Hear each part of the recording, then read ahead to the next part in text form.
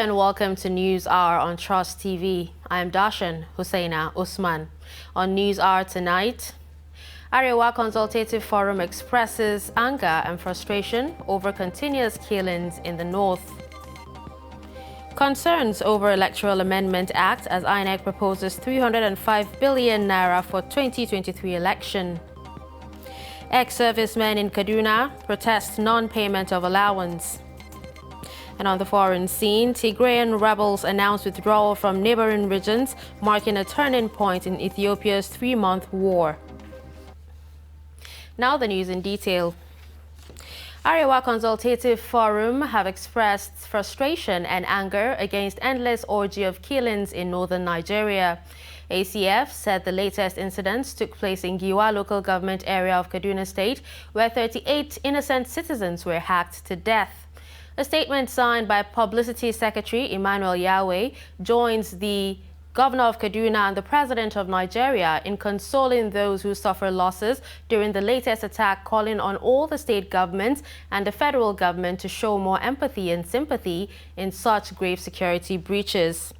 The statement said nothing stops the President and State Governor from visiting such places, noting that he has never felt it necessary to do so. ACF said a few days ago, 10 people were killed in Askira Uba in Borno State and uncountable numbers taken away. ACF said the president and the northern governors are creating the impression that only their lives, those of their immediate family members and other officers, matter, even though they have the capacity to do better than this. Gunmen have attacked a police checkpoint at the Obosi interchange along the Onitsha-Owerri Road in Anambra State, killing 2 policemen and burning 1 patrol vehicle. The State Police Public Relations Officer, Ikenga Tochukwu, confirmed the incident on Monday. Reports say about 10 policemen were at the checkpoint at the time of the incident, but were forced to vacate the scene, thereby clearing the checkpoint immediately. The police spokesperson added that 3 of the armed men were demobilized, while a Lexus SUV belonging to the armed hoodlums recovered. Bandits have shot dead the Magaji Garin Idasu, Magaji Ibrahim in Giwa local government area of Kaduna State. One of the youth leaders in Rahia village, Ridwan Abdulladi, said over 70% of the people in the village have fled to safer communities in parts of Zaria and Giwa town. Reports say the bandits shot the traditional ruler when he came out of his residence, calling for help after the bandits invaded the community. The deceased is one of the elderly persons in the community and has been buried according to Islamic rites. The killing is coming 24 hours after 38 people were killed across Kaduna, including Giwa local government area. The Polytechnic of Ibadan has confirmed an attack by suspected armed robbers on the institution's staff quarters in the early hours of Monday. The Public Relations Officer of the institution, Sholadoye Adewale, confirmed the incident in a telephone interview with the News Agency of Nigeria in Ibadan. Adewale said the attack occurred at the North Campus of the Polytechnic, adding that the armed men injured a lecturer in the Department of Biology, Okedara Emmanuel, who is receiving treatment at the University College Hospital, Ibadan. He also noted that no life is lost, while the lecturer who had gunshot wounds is responding to treatment. Police in Kogi have smashed a group of hoodlums operating on Ajaokuta Itobe Road and rescued 2 kidnapped victims from them. The State Command's Police Public Relations Officer, DSP William Aya, stated this to journalists on Monday in Lokoja.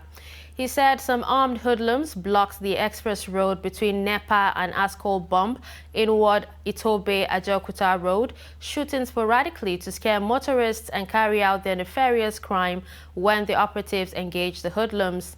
In a related development, men of the command attached to NEMA division in the East District of the state have arrested one Muhammad Alhaji and Amadu Juji, who specialize in rustling cattle within NEMA and its environs.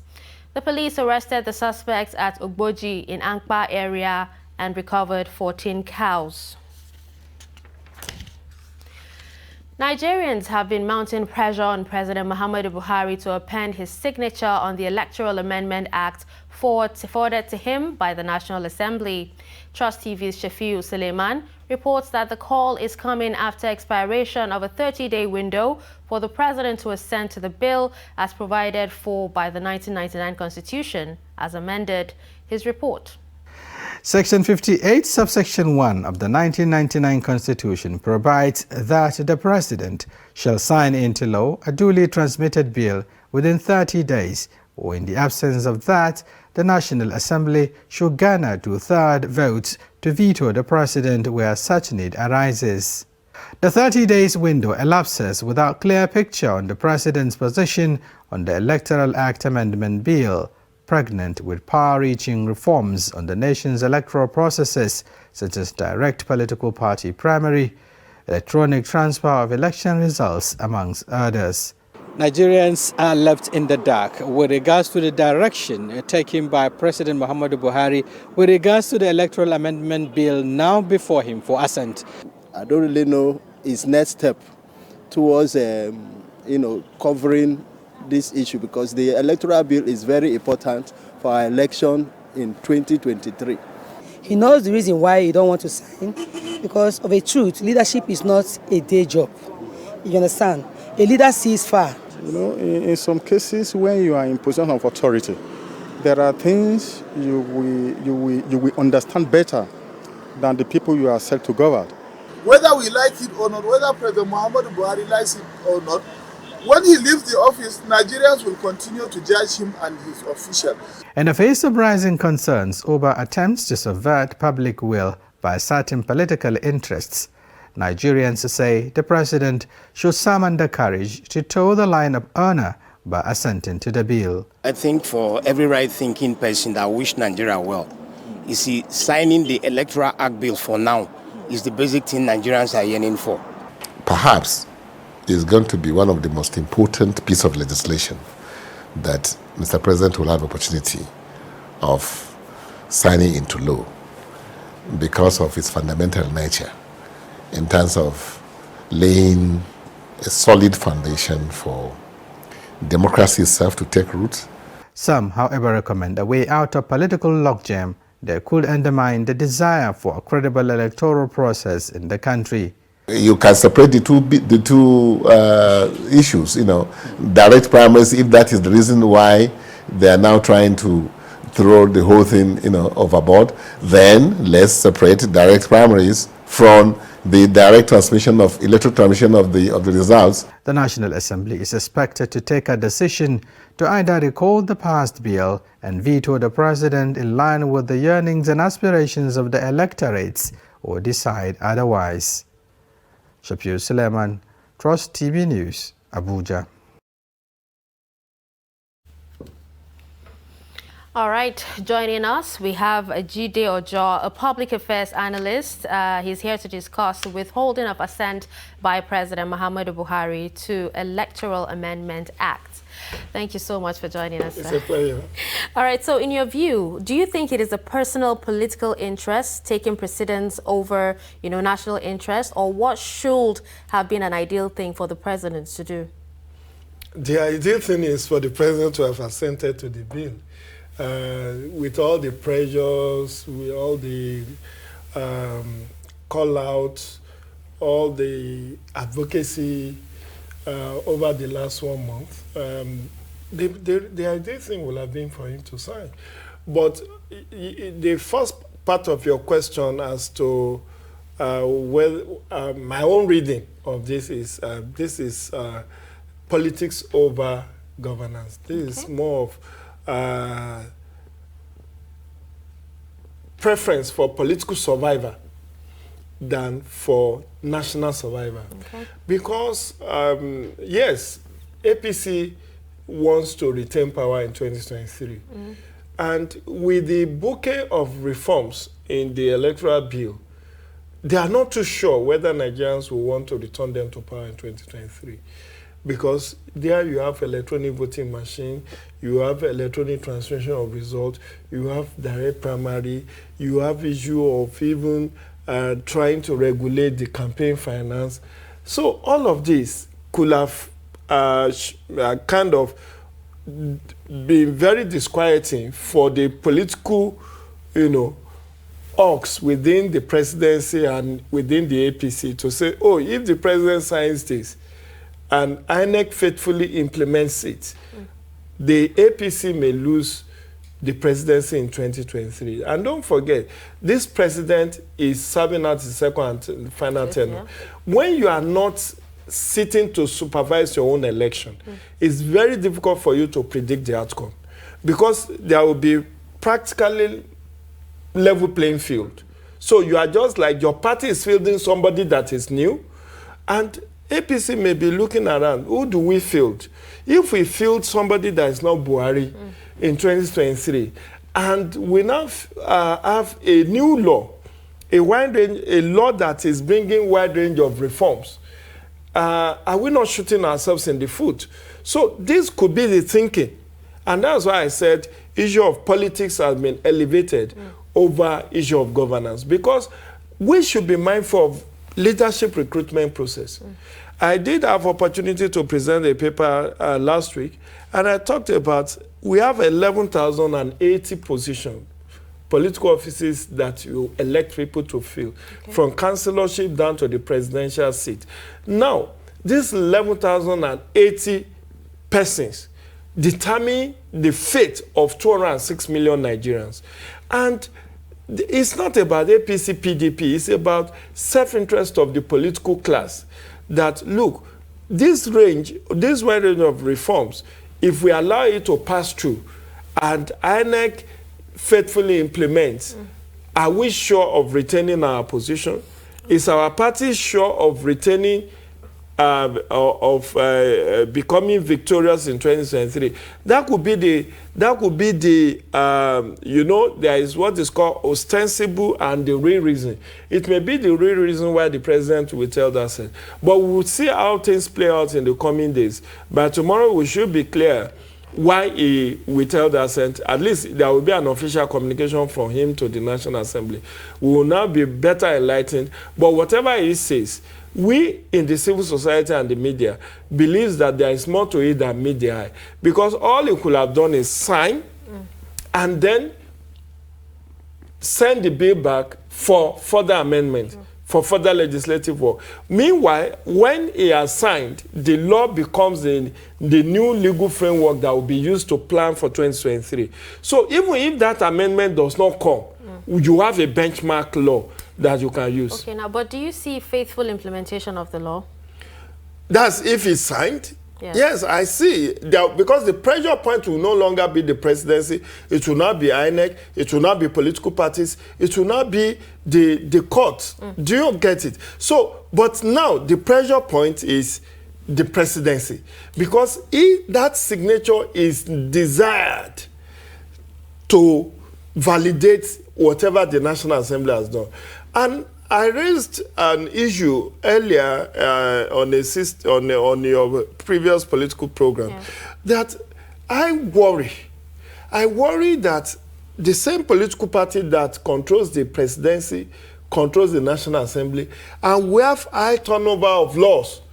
We have over three-quarters of laws passed by the National Assembly being rejected by the president. It tells you the story. Is it that the National Assembly is a mediocre National Assembly that cannot pass a quality legislation that is worthy of the signature of the president? Because we are only talking about this electoral amendment bill because of how it affects the leadership recruitment process and the next election. But there are some other laws that affects only an agency of government, or maybe a ministry, or maybe an institution. But what we are more important, what comes to my own mind is this non-signing is an indictment on the National Assembly, that the president does not once again believe in the quality of legislation that has been transmitted to him.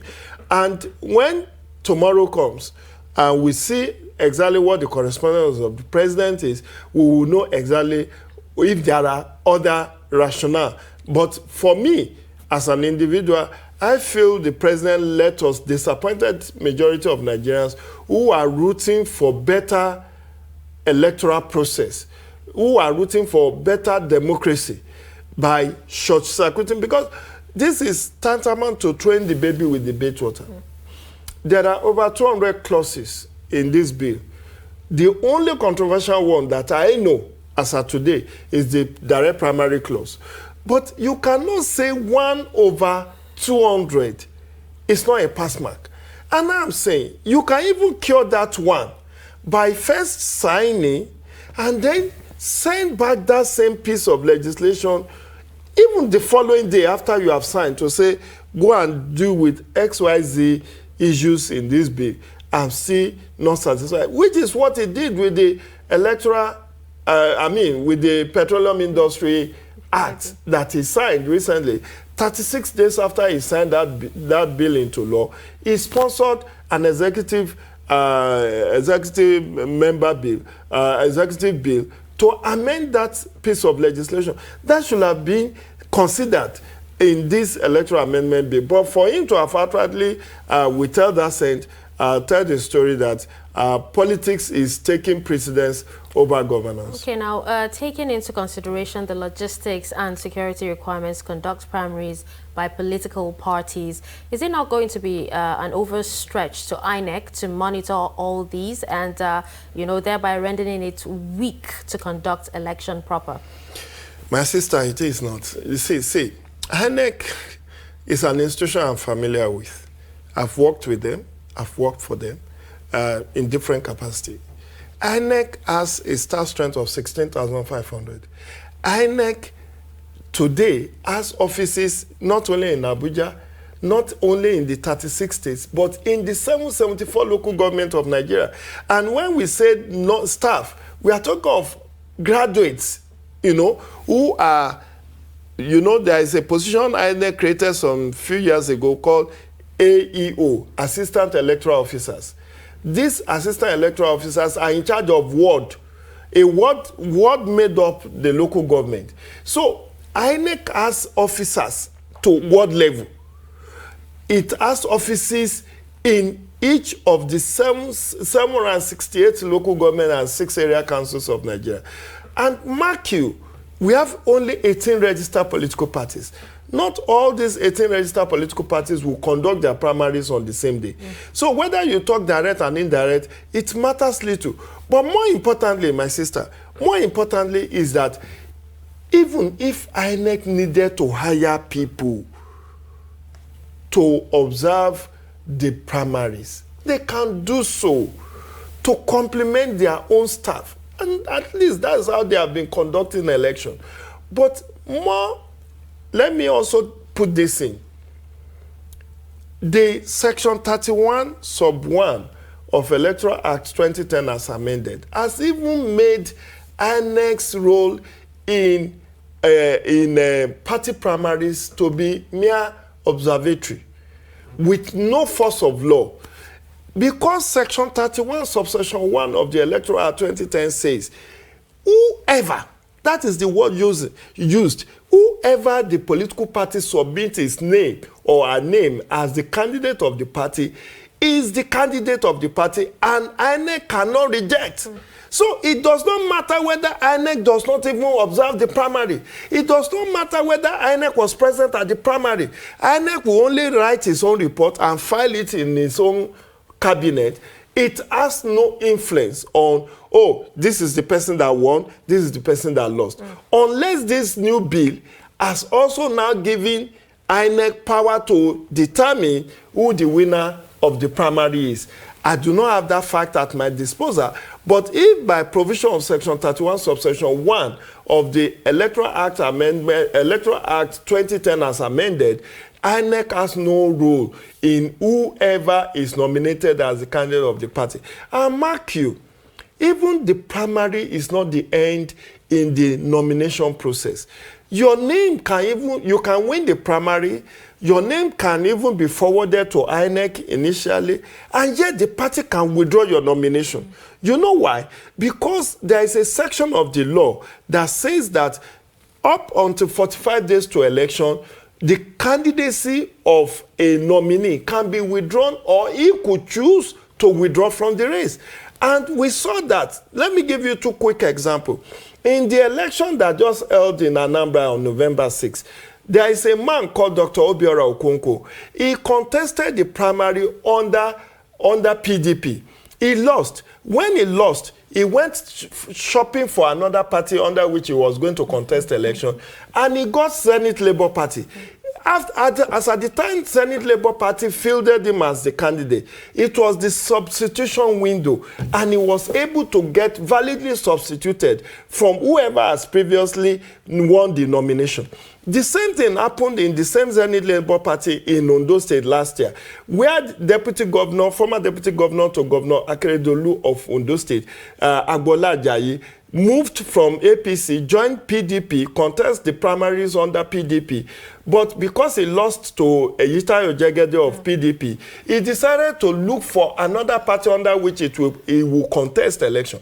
And he got a soft landing with Zenith Labour Party, who withdrew the nomination of the candidate that won the primaries, and Agbola Ajayi's name was substituted. So this is after the primaries have been held. So if all of these windows are there, why are we making a fuss out of issue of direct primary? It's not the end of the story. Very much. We have to stop you here, but thank you so much for your input, on this particular topic. That was Jide Ojo, a public affairs analyst. Thank you so much. All right, moving on to more news. Ahead of the 2023 general elections, the Independent National Electoral Commission has tabled before the National Assembly a sum of 305 billion naira as projected expenditure for the general elections. Chairman of INEC, Professor Mahmoud Yakubu, made the submission when he appeared before the Senate Committee on Appropriation on Monday in Abuja. The report. The Committee on Appropriation had, in view of the 2023 general elections, invited the INEC chairman to table before it projected expenditure for the general elections. This is to enable the committee to capture it in the 2022 budget, expected to be passed by the joint session of the National Assembly this Tuesday. According to INEC chairman, the 305 billion naira expected expenditure is separate from the 40 billion naira annual budget of the electoral body. We are an executive body, so we submit our proposals to the National Assembly through the executive. And we made a submission for the sum of 305 billion for the 2023 general elections. It's a very comprehensive 22-page document with 260 budget lines. Now, in submitting the executive proposal to the National Assembly, the sum of 140 billion was made available to INEC as a one-line item in the budget. 140 billion was broken into two. We take it that the 40 billion is our regular budget as an agency of government, and the 100 billion was the first tranche towards the 2023 general elections. And we have gone ahead to make provisions accordingly.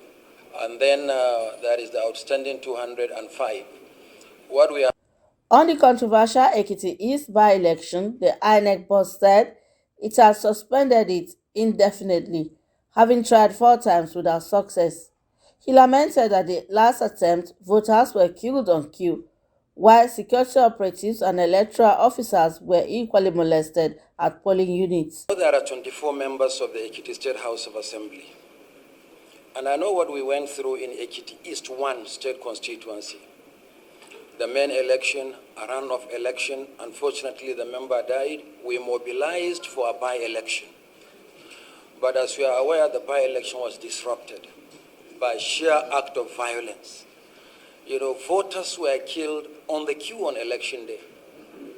A police officer was killed at a polling unit on election day. We simply suspended the election indefinitely because this INEC will never reward bad behavior. Will never tolerate a situation where citizens are killed on account of elections. So the election remains suspended indefinitely. By indefinitely, I mean indefinitely, until the conditions are right for the by-election. Now is, with Ekiti governorship election coming up in June, Ekiti East, one state constituency, may be a dress rehearsal for the Ekiti governorship election. So we may end up conducting the election in that constituency 5 times because it may be disrupted. Now, the thinking of the commission at present is that since the Ekiti governorship election is holding in June, we should just wait and combine the state constituency and the governorship election in June instead of going twice. This will also be more cost effective because the same ad hoc staff we are going to use for the governorship election will cover for that constituency if we do. In his remarks, the chairman of the Appropriation Committee, Senator Barau Jibril, said required appropriation for the general elections will be made for the electoral body in the 2022 budget in the interest of all Nigerians. Jibril assured his committee's report on the 2022 budget proposals will be laid in plenary at both chambers on Tuesday, considered and passed. Tomorrow or when? Unfailingly. Tomorrow, unfailingly. We are going to lay tomorrow for the passage. Okay. We are going to submit and consider. Submit and consider. Yes, tomorrow. Yes. We are going to present and consider. We're going to present, and then the presentation will be tomorrow, and the consideration will be tomorrow as well. Okay, by the grace of God. We've been waiting for them. They've given us the fullest information required of them, and we are proceeding to put together a report for our submission to the plenary tomorrow, God willing. We're going to present, and then it's going to be considered tomorrow, by grace of God. With this development, the January-December fiscal calendar regime has come. Federal High Court Abuja on Monday nullified the participation of the All Progressives Congress and its candidate Andy Uba in the November 6 Anambra governorship election. Justice Inyang Ekwo, in a judgment, held that the June 26 primary of the party, which produced Uba as its standard bearer, is not validly conducted. Therefore, declared that the APC had no candidate in the Anambra governorship election by non-conclusion of the name of Mogalu in the primary election. George Mogalu, an aspirant in the APC primary election, had challenged the process and the outcome of the primary elections that produced Uba as the party's candidates. The need to urgently transform the health sector in order to provide the health needs of the people has been stressed, with the call on political office holders to develop political will to this effect. The former Senate President, Dr. Bukola Saraki, stated this while enlisting 1,000 beneficiaries in the Kwara State Community Health Insurance Scheme in Ilorin. The country, he added, has the highest death rate from malaria in the world, with maternal mortality claiming lives of mothers too. The not too impressive records of the country in healthcare, he added, should be corrected as a productive population will be healthy.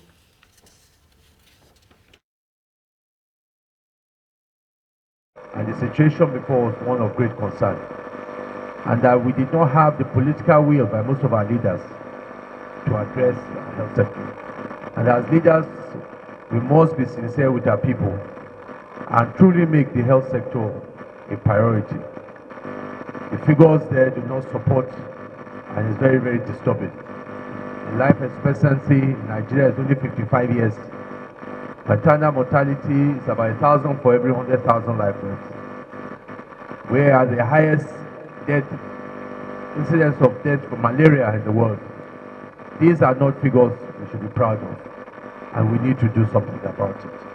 Health insurance is very, very good because most of our people have not been able to avoid the high cost of the health insurance. That is the health expenses.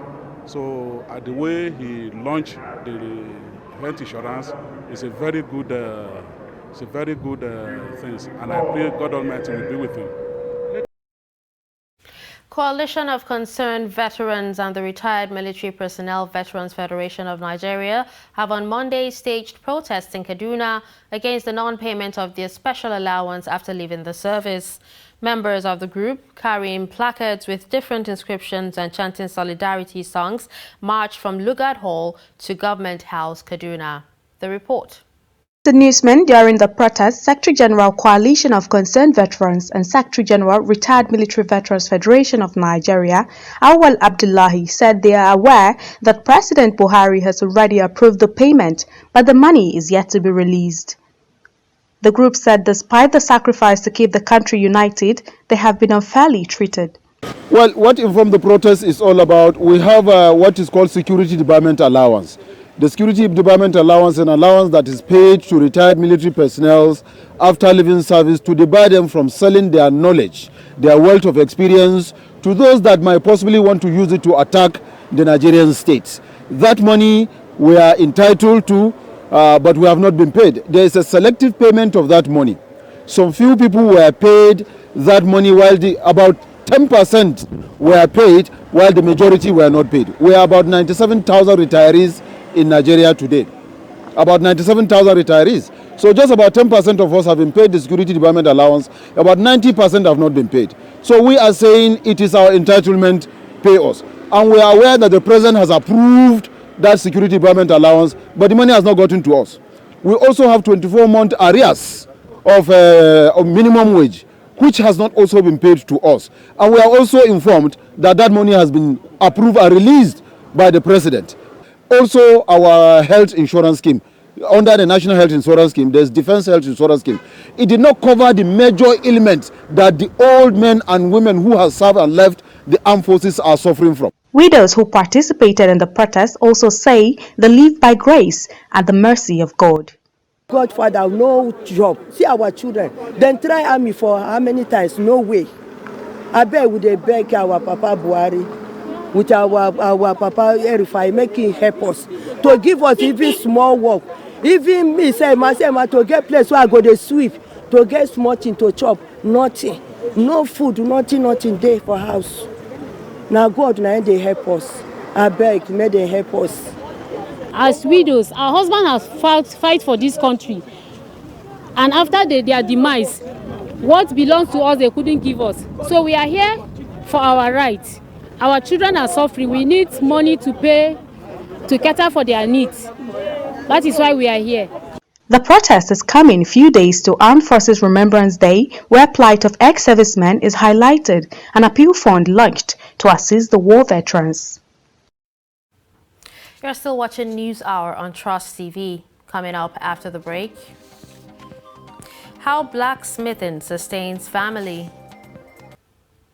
Just stay with us. Get latest updates on current topical issues and breaking news by downloading the Trust TV mobile app on your Android devices. Go online, click Google Play Store, search Trust TV, install the app, and get doses of unfiltered information on happenings all over the world in your pocket. Trust TV, documenting the Nigerian story.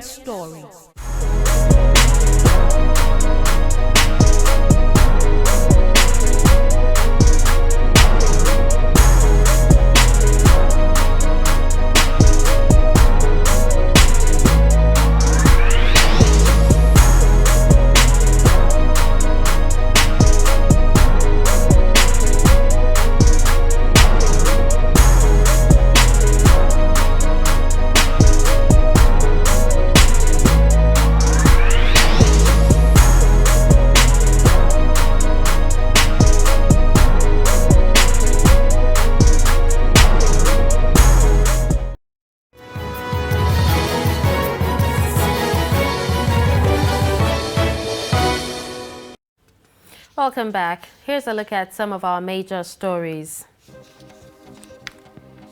Arewa Consultative Forum has expressed frustration and anger against endless orgy of killings in northern Nigeria. Plus, ahead of the 2023 general elections, the Independent National Electoral Commission has been tabled before the National Assembly a sum of 305 billion naira as projected expenditure for the general elections.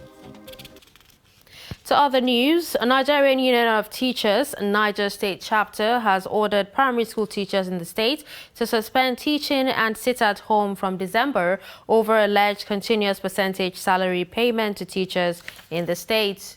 Chairman of the union, Akayago Mohammed, gave the directive while addressing journalists after the union's council meeting in Mina.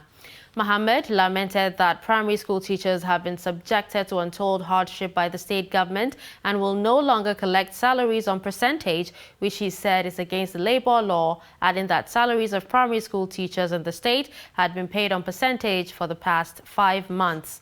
According to him, if there is no positive response from the state government by the end of this month, primary school teachers will be left with no option than to sit at home until their demands are met.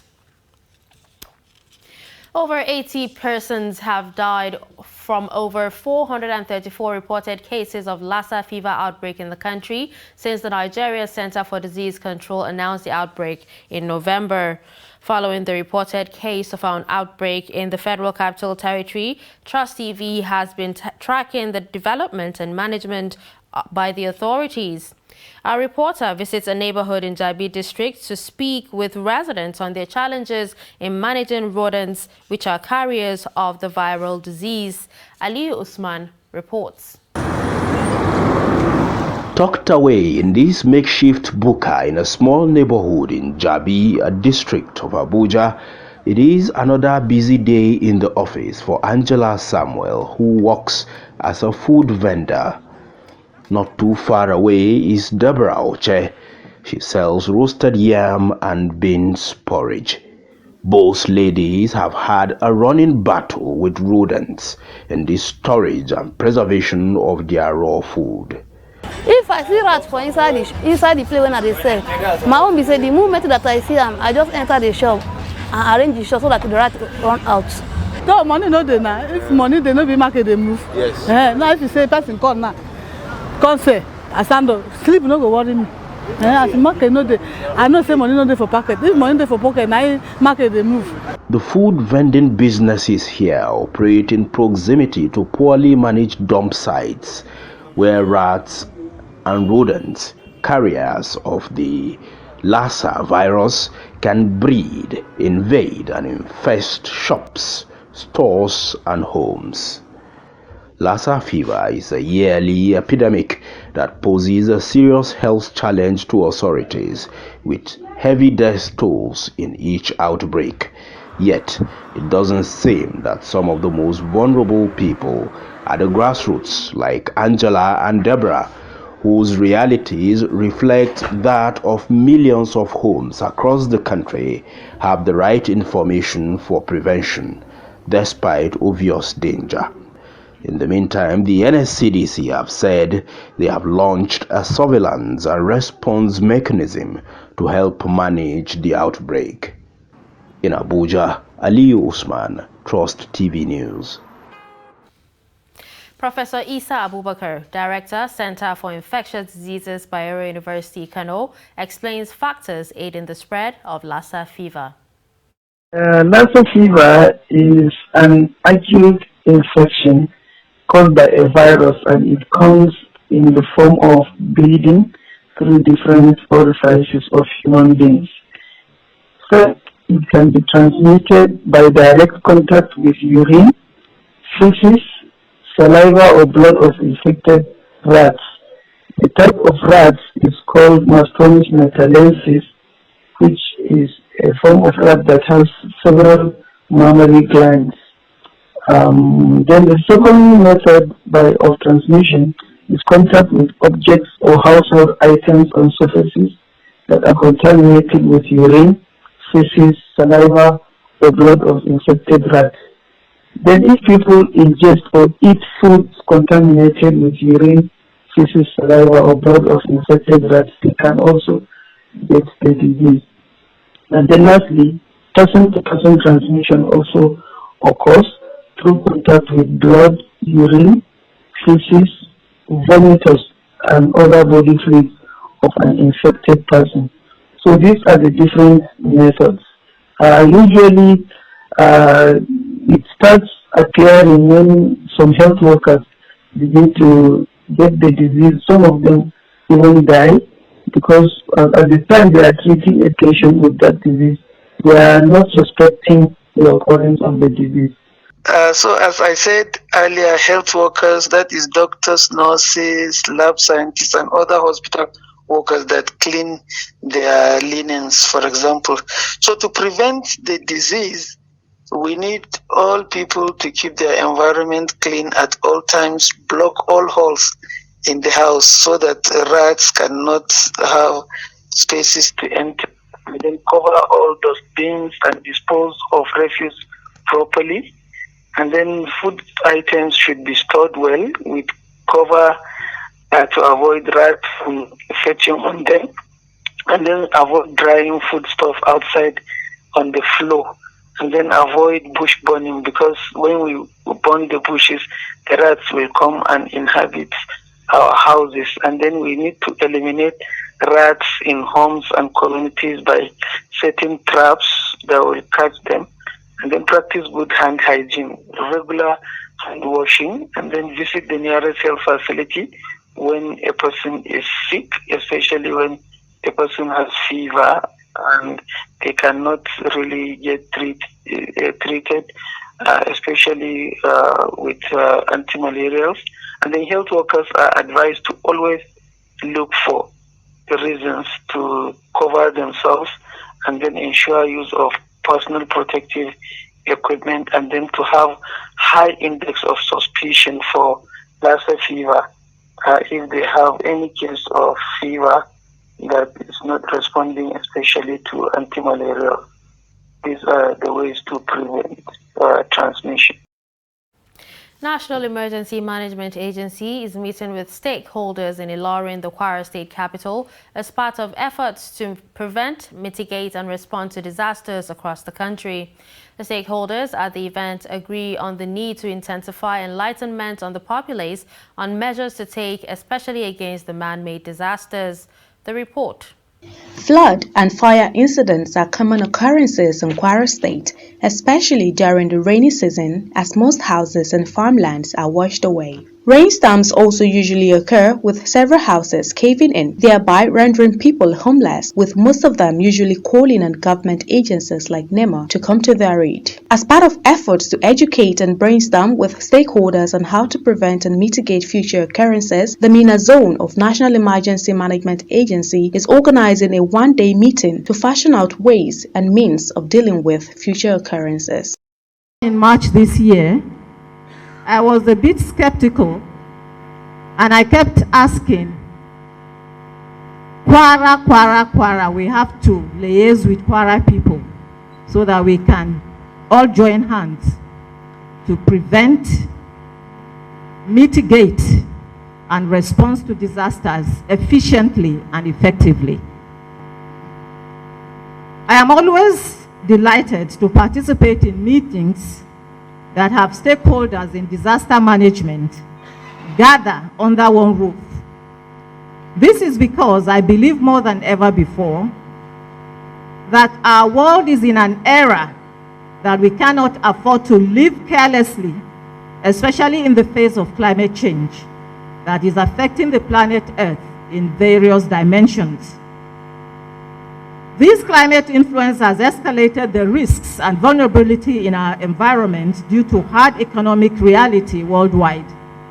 Therefore, we cannot be passive at this point. We must be climate smart by being proactive, using the information available to us. Multi-billion naira furniture company Alibert on Murtala Mohammed Way in Kano Metropolis has been gutted by fire. Soleil's base reports that eyewitnesses say the fire had started around early hours of Monday, destroyed the company opposite Kano Club and adjacent Soleil's Base Communications Limited completely. 2 security personnel of the company who sustained injuries have been rushed to the hospital. Although the cause of the fire is yet to be ascertained, witnesses attribute the situation to electrical faults from the company's transformer.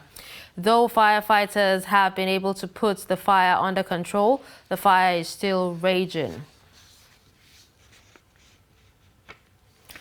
Nigeria's Naval Chief Vice Admiral Awel Gambo says besides the development of requisite skills to tackle the nation's maritime security threats, the Nigerian Navy is massively embarking on fleet recapitulation and expansion. Vice Admiral Gambo said this during the passing out parade of cadets of the Direct Short Service Course 28, Special Duty Pre-Commissioning Training 2021, and trainees of the 31st batch of the Nigerian Navy Basic Training School at One, Rivers State. The report. Exciting performance by the cadets to herald their passing out parade after 6 months of intensive and rigorous military training. Chief of Naval Staff, Vice Admiral Awal Gambo, said efforts are ongoing through fleet recapitulation to address the nation's maritime security threats. The Nigerian Navy has marched intent with clear practical steps evident by ongoing fleet recapitulation and expansion program that has led to several endorsements of MOUs, particularly the contract with Mrs. Jason Shipyard Limited, Turkey, for the acquisition of 2 brand new high-endurance offshore patrol vessels due to be delivered to the Nigerian Navy within the next 37 months maximum. This acquisition, among others, including Falcon Eye surveillance project with the strategic driven assets, will further enable the Nigerian Navy to neutralize all maritime threats in Nigeria's maritime domain and Nigeria's area of interest. The naval chief congratulated the graduates for scaling the hurdles and assured them of the federal government's commitment to the welfare of the armed forces as they continue to strive to maintain internal security in the country. He therefore urged the graduating cadets to justify the huge resources committed to their training and respect the rights of the civil populace in the discharge of their duties.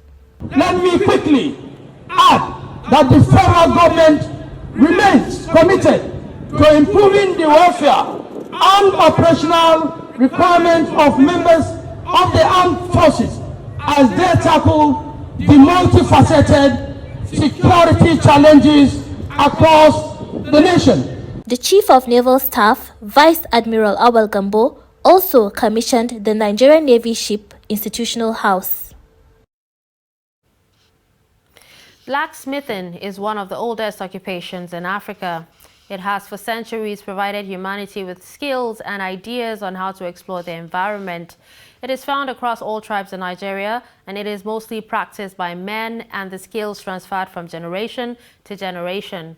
Zainab Bala visits a blacksmithing site in Garki village, Abuja, where a family of blacksmithers thrive. Take a look. My name is Yusuf Adamu.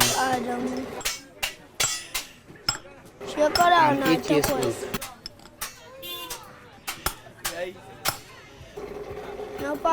This is my 4th year working here. I make hair pattern tools and axe metals.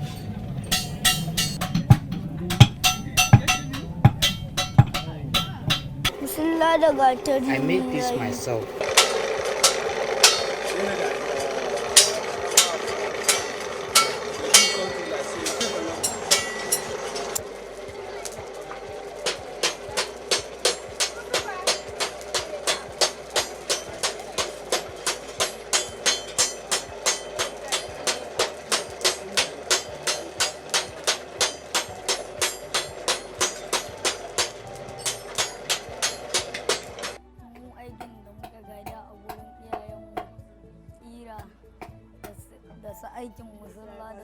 Our parents pass on the knowledge of blacksmithing to us.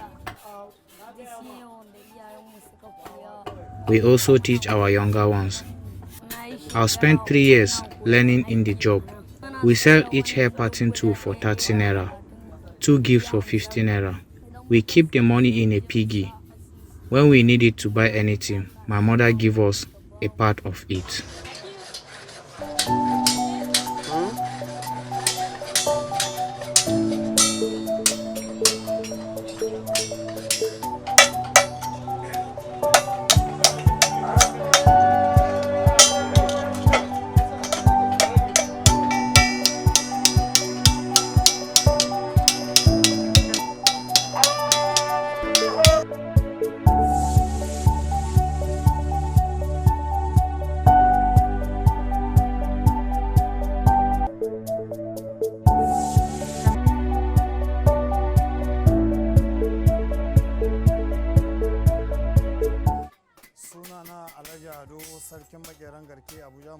My name is Ado, head of blacksmith at Garki Village, Abuja Municipal Area Council.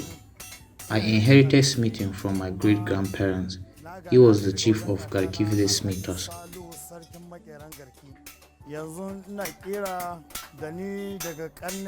Right now, I and my family, including my brothers, are engaged in the business. I have over 30 trainees and they all go to school.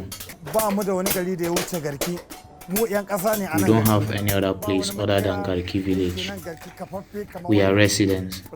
There is no blacksmith spot as old as this one. Abuja City grew to meet us here and we are still into this business. We make cutting blades of the plow, hoes, sickle, knives and axe. We don't go to the market to sell. People came to buy on wholesale. We eat, drink and clothe ourselves and our children from this. We also pay their school fees. People should hold on to vocational skills.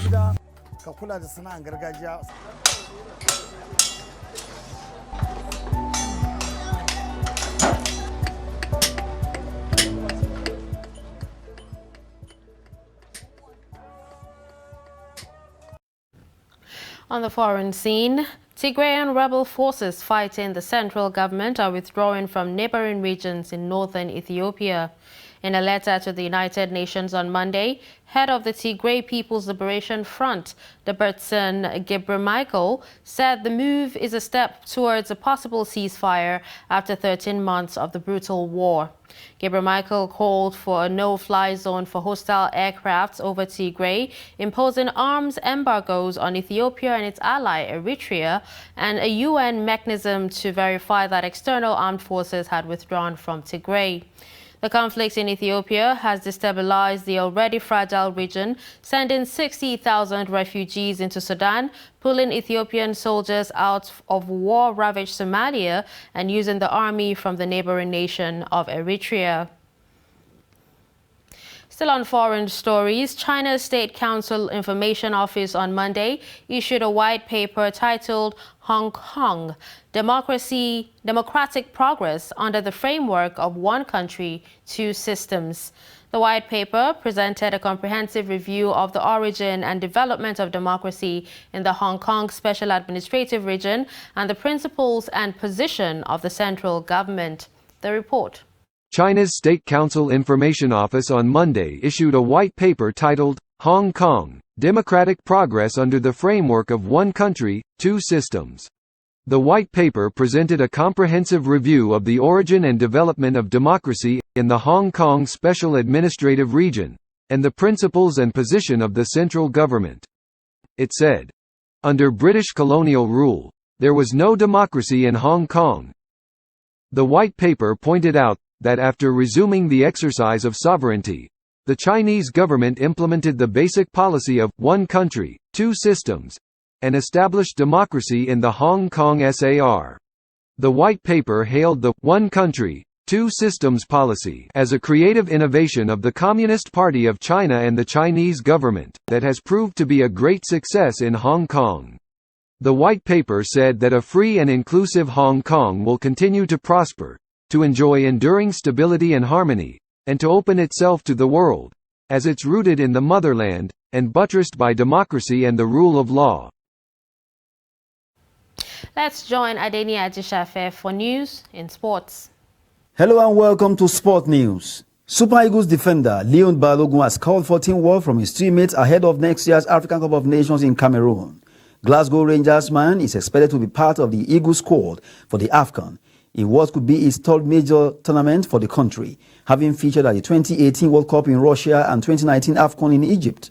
33-year-old defender says expectations are very high, but for now he is happy and grateful for another big opportunity to face a big tournament with Nigeria, and he expects unity from the Super Eagles of Nigeria to do well at the AFCON.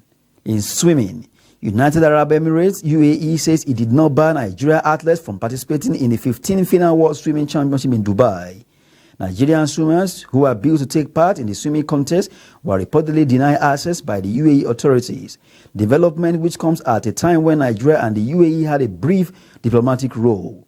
UAE denied any form of discrimination against Nigerian athletes And national teams participating in the competition, part of its rules of taking part in the contest is that anyone who has tested positive for COVID-19, including those in contact with someone who has tested positive, must quarantine immediately, as the directive applies to all national teams participating in the competition.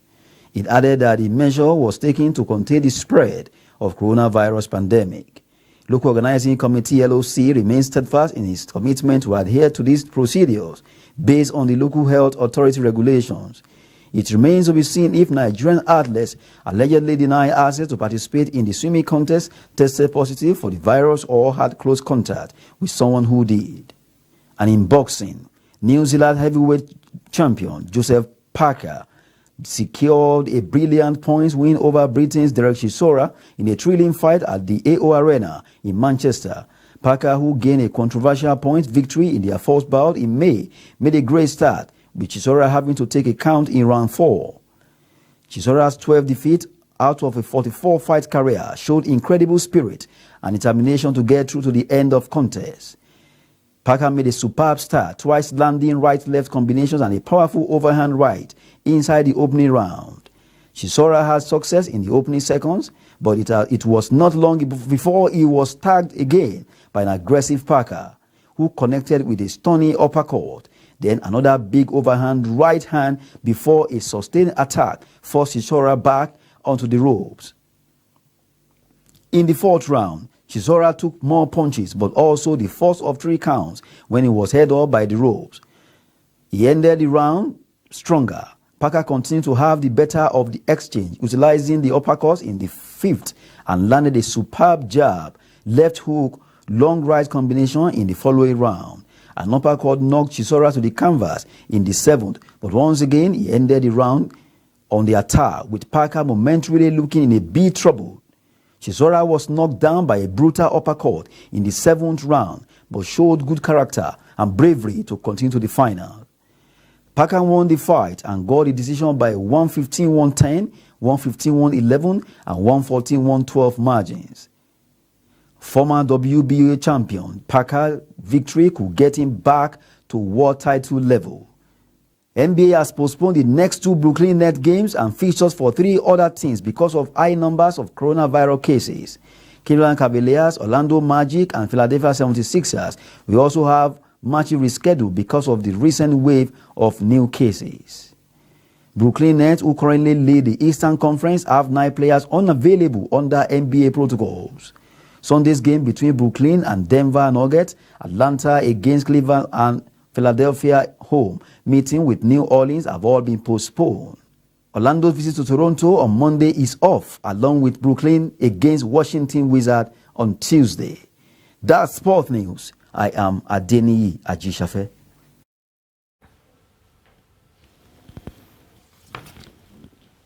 With this, we've come to the end of News Hour on Trust TV. Don't forget to follow us across all our social media platforms.